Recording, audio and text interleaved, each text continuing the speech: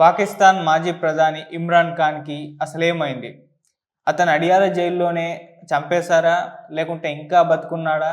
బతికుండుంటే ఇప్పటికి వాళ్ళ ఫ్యామిలీ మెంబర్స్‌కి ఎందుకు చూపించడం లేదు? అతనికి సంబంధించి ఎందుకు పాకిస్తాన్ గవర్నమెంట్ అఫీషియల్‌గా ఒక స్టేట్మెంట్ ఇవ్వడం లేదు? అడియాలా జైలు వాళ్ళు అతను బతికే ఉన్నాడు. అతను 5 స్టార్ రేంజ్ హోటల్‌లో ఉన్నాడు. అతనికి అన్ని సౌకర్యాలున్నాయి. అతని ఆరోగ్యం కూడా బాగుందని చెప్పినప్పటికీ ఎందుకు వాళ్ళ ఫ్యామిలీ మెంబర్స్‌కి మరి కలవనివ్వకుండా చేస్తున్నారు. కోర్టు ఆదేశాలు ఉన్నప్పటికి కూడా ఎందుకు వాళ్ళని చూడనివ్వకుండా చేస్తున్నారు అన్న ప్రశ్నల నేపథ్యంలో ఇమ్రాన్ ఖాన్‌కి ఏదో జరిగింది.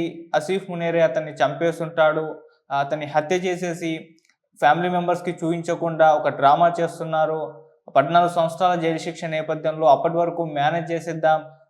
దీన్నొక నార్మల్ డెత్‌గా క్రియేట్ చేద్దాం అన్న ఒక ప్లాన్‌లో భాగంగానే ఈ విధంగా అడియాలా జైలు వాళ్ళు గావచ్చు, లేకుంటే ఆసిఫ్ మునీర్ గావచ్చు, దీన్ని ఇష్యూని సాగదీస్తున్నారు. అందుకే అడియాలా జైలు దగ్గర అంత ఉద్రిక్త పరిస్థితి నెలకొన్నప్పటికీ పీటీఐ నేతలు, ఇమ్రాన్ ఖాన్ ఫ్యామిలీ మెంబర్స్ అందరూ కూడా ఒక ఆందోళన చేస్తున్నప్పటికీ దాన్ని ఉక్కుపాదంతో అణచివేసే ఒక ప్రయత్నాలు తప్పితే వాళ్ళకి ఒక అఫీషియల్ స్టేట్మెంట్ ఇచ్చేసి అతన్ని కలిసి చూపించే ప్రయత్నం చేయట్లేదు. కేవలం దీన్ని సాగదీసి దాన్ని సైలెన్స్ చేసేద్దాం అన్న ఒక ఆలోచనలోనే ఒక ప్లాన్‌లో భాగంగానే అని చెప్పేసి ఇప్పుడు నేషనల్ మీడియా మొత్తం కూడా కవర్ చేస్తుంది.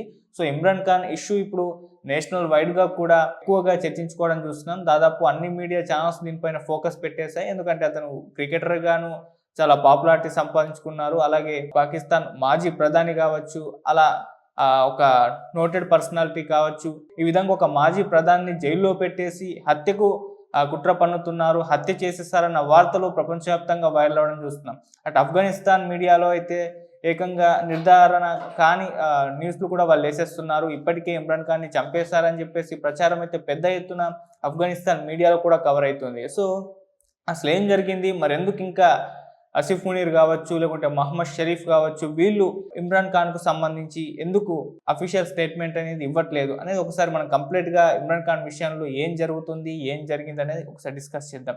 సో, ఇమ్రాన్ ఖాన్ దాదాపు 2 సంవత్సరాల 3 నెలల నుంచి కూడా జైల్లోనే ఉన్నారు. ఆగస్టు 2023లో అరెస్ట్ అయ్యాడు. అతని పైన దాదాపు 150కి పైగా కేసులు కూడా నమోదయ్యాయి.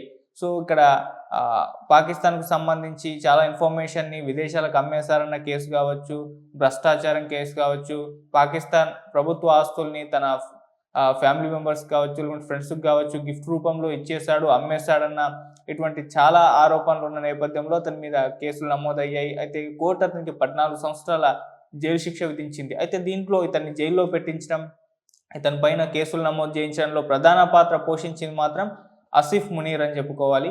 ఆసిఫ్ మునీర్ ఇమ్రాన్ ఖాన్ మొదట సన్నిహితంగా ఉన్నప్పటికీ ఆ తర్వాత వీళ్ళ మధ్య గొడవలు స్టార్ట్ అయిపోయాయి. అటు ఆసిఫ్ మునీర్ ఇమ్రాన్ ఖాన్‌కి సంబంధించి కంప్లీట్ నిఘా పెట్టేసి అతను చేసే అక్రమాలు, వాళ్ళ ఫ్యామిలీ మెంబర్స్ చేసే అక్రమాలు వీటి మీద రిపోర్ట్ తయారు చేసి అతని టేబుల్ మీదనే పెట్టడం. ఆ తర్వాత ఇమ్రాన్ ఖాన్ అతన్ని పదవిలోంచి తీసేయడం. ఆ తర్వాత ఆసిఫ్ మునీర్ తన ఇన్‌ఫ్లుయెన్స్ ఉపయోగించుకొని మళ్ళీ పదవిలోకి వచ్చేసి ఇతన్ని గద్దె దించేసి అవిశ్వాస తీర్మానం పెట్టేసి గద్దె దించేసి ఈ విధంగా కేసులు పెట్టి జైల్లోకి పంపించడంలో ఆసిఫ్ మునీర్ అయితే ప్రధాన పాత్ర పోషించి ఆ రకంగా తన పగనైతే తీర్చుకోవడం జరిగింది. సో, అలా ఇమ్రాన్ ఖాన్ గద్దె దిగిన తర్వాత అతను జైల్లో వెళ్లి దాదాపు 2 సంవత్సరాల 3 నెలల నుంచి ఇప్పటికి కూడా జైల్లోనే ఉండడం జరిగింది. అయితే జైల్లో అతని ఫ్యామిలీ మెంబర్స్‌కి మొదట అతన్ని చూసే అవకాశం లేదు. ఆ తర్వాత కోర్టుల చుట్టూ తిరిగి పర్మిషన్ అయితే తెచ్చుకొని పలుమార్లయితే కలవడం జరిగింది. కాకపోతే గత 6 వారాల నుంచి అయితే ఇమ్రాన్ ఖాన్‌ని చూసేందుకు పర్మిషన్ ఇవ్వట్లేదు. కోర్టు అనుమతి ఉన్నప్పటికి కూడా అడియాలా జైలు వాళ్ళు మాత్రం లోపలికి పంపించట్లేదు.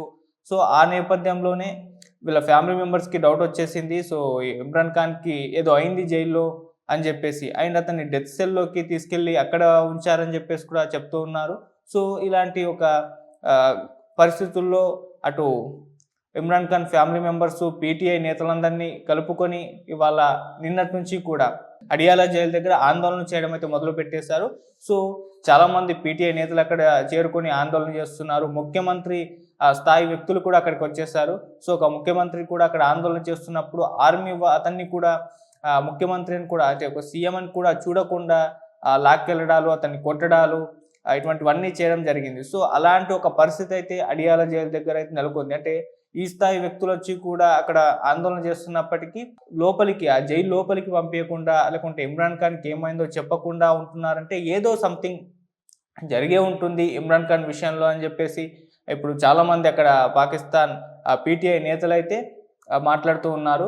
సో మరి దీనిపైన అయితే ఇంకా షరీఫ్ కావచ్చు లేకుంటే ఆసిఫ్ మునీర్ కావచ్చు అయితే ఎటువంటి స్టేట్మెంట్ అయితే ఒక క్లారిఫికేషన్ అయితే ఇచ్చే ప్రయత్నం చేయట్లేదు. అయితే ఆసిఫ్ మునీర్ తన పదవిని ఇంకాస్త పెంచుకోవడం చూస్తున్నాం. అతను ఆర్మీ చీఫ్గా మొన్నటి వరకు అయితే ఉన్నప్పటికీ ఇప్పుడు మొత్తం డిఫెన్స్కే తను అధికారిగా మారిపోయాడు. ఏకంగా ఒక ప్రధాని మంత్రికి ఎటువంటి అధికారాలు అయితే ఉంటాయో ఆ స్థాయి వరకు అయితే వెళ్ళిపోవడం అయితే జరిగింది. సో తన పదవి కాలాన్ని 2030 వరకు పెంచుకున్నాడు. అప్పటి వరకు రాజ్యాంగ సవరణలు చేసి కూడా ఇంకాస్త 5 years పెంచుకునే అవకాశం ఉన్న నేపథ్యంలో తను ఆ ప్రయత్నాలు కూడా చేస్తున్నట్టుగా అయితే తెలుస్తుంది. ఆ రకంగా ఆసిఫ్ మునీర్ అయితే ఇటువంటి ప్లాన్లు వేయడం అయితే జరిగింది. సో ఈ లోపలే ఇటు తన శత్రువుగా ఉన్న ఇమ్రాన్ ఖాన్ని గద్దె దించేశాడు. తనకు అనుకూలంగా ఉండి తన చెప్పే వ్యక్తి అయిన మహమ్మద్ షరీఫ్ని గద్దెనెక్కించడంలో ఆయన సక్సెస్ అయితే సాధించాడు.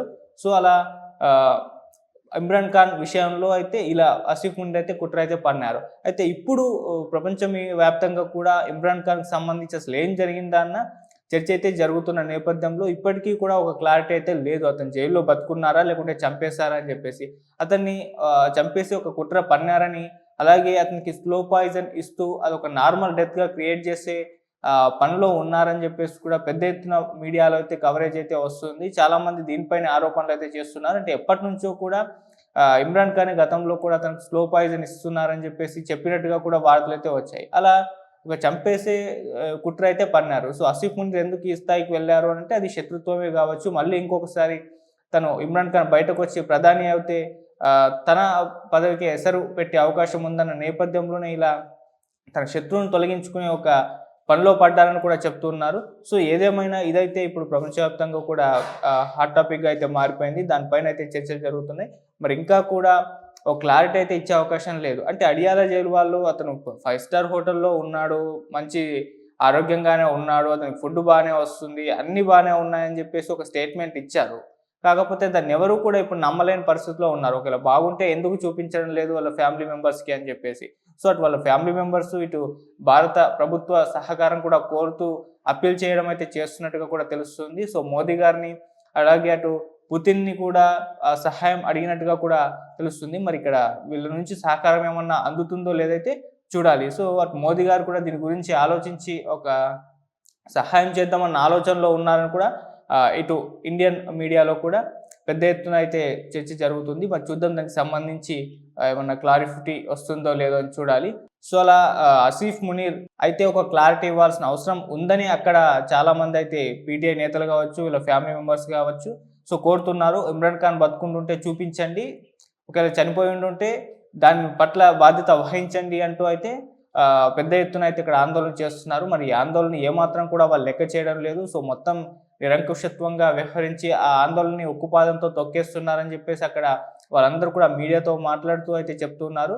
ఏదేమైనా ఇమ్రాన్ ఖాన్ విషయంలో నెలకొన్న ఈ సందిగ్ధత ఏదైతే ఉందో తొందరలో తెలియాల్సిన అవసరం అయితే ఉందని అంటున్నారు. మరి చూద్దాం రేపన్నా ఇంకా ఈ ఆందోళన పెద్ద ఎత్తున జరుగుతున్న నేపథ్యంలో మరి రేపన్నా ఎల్లుండన్నా ఒక క్లారిటీ ఇచ్చే అవకాశం అయితే ఉంది. అప్పటి వరకు అయితే చూద్దాం ఏం జరిగింది ఇమ్రాన్ ఖాన్ విషయంలో అనేది. Thank you so much.